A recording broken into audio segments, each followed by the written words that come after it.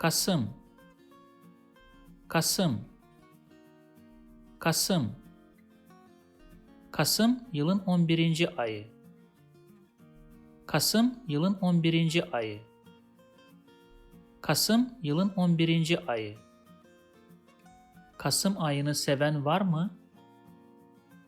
Kasım ayını seven var mı? Kasım ayını seven var mı? Geçen sene Kasım ayında kaza yapmıştım.